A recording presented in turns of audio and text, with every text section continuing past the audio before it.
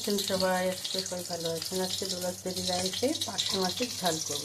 তার জন্য দেখো পার্শে মাছটা সুন্দর করে লাল লাল করে ভেজে নিয়েছি। আর এখানে এখনও একটা ভাজা হচ্ছে,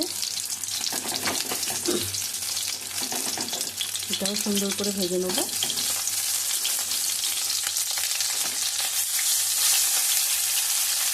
ভেজে নিয়ে ফোড়নে দেব কাঁচা লঙ্কা আর কালো জিরে, আর দেবো 1 চামচ আদা বাটা। এই আদা বাটা আমার করা থাকে। তারপরে নুন হলুদ দিয়ে দেবো কাঁচা লঙ্কা আর টমেটো পেস্ট। আর তারপরে দেবো 2 চামচ সর্ষে, সেটাও আমার পেস্ট করা থাকে। তো দেখতে থাকো আমার এই পার্শে মাছের ঝালের রেসিপি। মাছটা আমার ভাজা হয়ে গেছে, আবারও ফিরে এলাম মাছের ঝালের রেসিপিটা নিয়ে। দিয়ে দেব কালো জিরে আর কাঁচা লঙ্কা।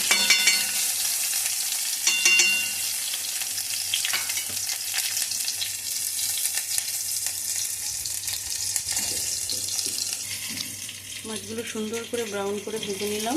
আর এখানে দিয়ে দিলাম কালো জিরে কাঁচা লঙ্কা, দিয়ে দেবো 1 চামচ আদা বাটা। 1 চামচ দেবো না, 1/2 চামচ দেবো, যেহেতু সর্ষে বাটা করবে। এবার নাড়াচাড়া করে দিয়ে দেবো নুন হলুদ,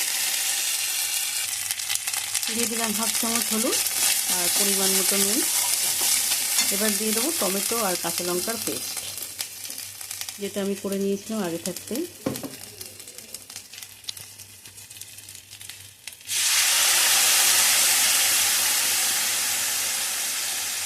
এটাও নাড়াচাড়া করে একটু ভাজা ভাজা করব। একদম শুকিয়ে গেলে তারপরে এর উপরে সর্ষে বাটাটা দেব।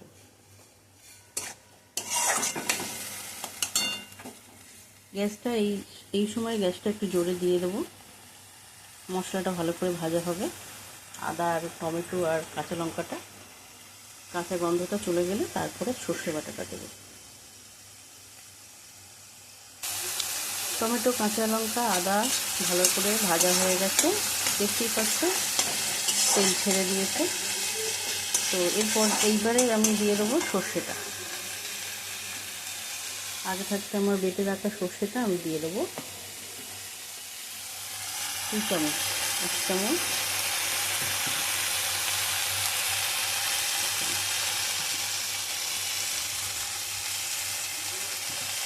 এবার এটা নাড়াচাড়া করে নেব।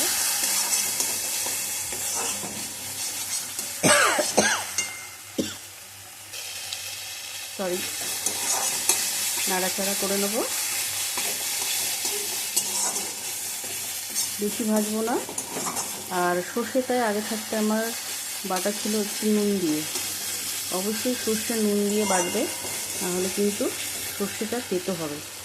ওই জন্য নুন দিয়ে সবসময় বাটতে হয়। আর আগে শুকনো যখন মিক্সিতে বাটবে আগে শুকনো ক্র্যাশ করে নেবে, একবার ঘুরিয়ে তারপরে জল দিয়ে পেস্ট করবে, দেখবে স্মুথ পেস্ট হবে। তাহলে এটাও ভাজা হয়ে গেছে। এবার আমি পরিমাণ মতো একটু ঝোল দিয়ে দেবো পরিমাণ মতো জল। মিক্সির বাটিটা ধুয়ে জলটা দিয়ে দিলাম। এটা একটু হবে।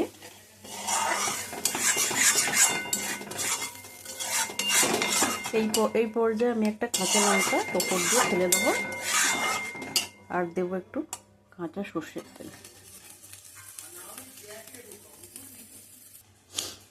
এবার আমি দিয়ে দেবো একটা কেটে রাখা কাঁচা লঙ্কা ওপর থেকে, আর দিয়ে দেবো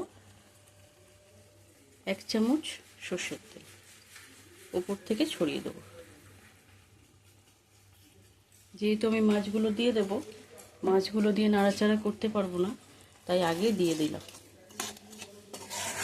এবার আমি দেখো আস্তে আস্তে ফুটে গেছে, মাছগুলো এবারে দিয়ে দেবো, ভেজে রাখা মাছগুলো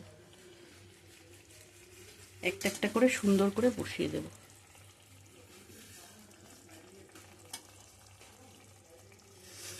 এখানে আর একটা জিনিস হয় কি জানো বন্ধুরা, সর্ষেটা যদি ছেঁকে দাও আরও সুন্দর হয়, কিন্তু আমি আজকে ছাঁকলাম না, কারণ আমার হাতে সময় ছিল না, তাই জন্য রেসিপিটা তোমাদের সাথে শেয়ার করতে হলো, তাই রেডি করে রাখিনি, তাই এইভাবে আমি আজকে বানালাম।